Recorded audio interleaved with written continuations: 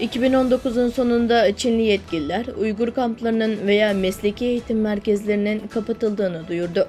Ve Washington Post muhabirleri geçen yıl Uygurları ziyaret ederek herhangi bir eğitim merkezi bulamadıklarını yazdı. Geçen hafta yapılan incelemelerde Maralbeşi ilçesinde halen var olan bir kampın yani eğitim merkezinin yeri belli oldu. Geçtiğimiz günlerde Maralbeşi'deki duruma aşina olanlardan biri, Abdülgani Kadir'in de aralarında bulunduğu bir grup mahkumun cenazelerinin Maralbeşi'deki Tomşuk cezaevinden serbest bırakıldığını ve diğer bir grup mahkumun ciddi bir şekilde ailelerine teslim edildiğini bildirdi. Yapılan araştırmalarda bu bilgi henüz doğrulanmamış olsa da Maralbeşi'deki Kurban Nur isimli bir kişinin kamptan yani eğitim merkezinden yeni ayrıldığı ortaya çıktı.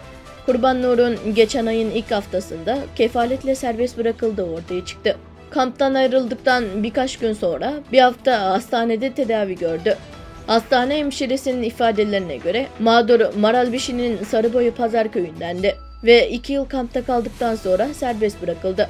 Uygur Özerk Bölgesi eski Cumhurbaşkanı Şöhret Zakir, bölgedeki mesleki eğitim merkezlerinin, harbiyelerinin neredeyse mezun olduğunu yani kampların kapatıldığını açıkladı.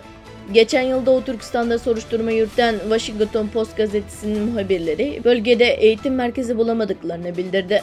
Köyün güvenlik müdürünün Erken Asya Radyosu'na verdiği bilgiye göre köyün güvenlik müdürü Kurban Nur'un Şubat 2021'de kampa götürüldüğünü ve bir ay önce bu yıl 9 Nisan'da serbest bırakıldığını doğruladı. Kurban Nur'u kampa teslim eden kişinin ise güvenlik müdürü olduğu ortaya çıktı. Erken Asya Radyosu eğitim merkezinde kaç kişi olduğunu sorduğunda ise sürekli olarak merkeze giren ve çıkan kişi sayısını bilmediğini söyledi. Bu ifadelerle Maralbeşi'lik kampların hala var olduğunu ve adam kaçırmaların devam ettiğini doğruladı. Kurban Nur'un Maralbeşi İlçe Şerif Ofisi'nin bitişiğindeki bir eğitim merkezinde 2 yıl 2 ay görev yaptığını söyledi. İlşat Hasan ve yurt dışındaki Uygur gözlemcilerden Zübeyre Şemsedin, Çin'in uluslararası kamuoyunun baskı altında kampların büyük çoğunluğunu yenerek hapishaneye çevirdiğini, ancak yeni tutuklanan ve gözaltına alınan kişiler için bir dizi kampın saklandığını savundular.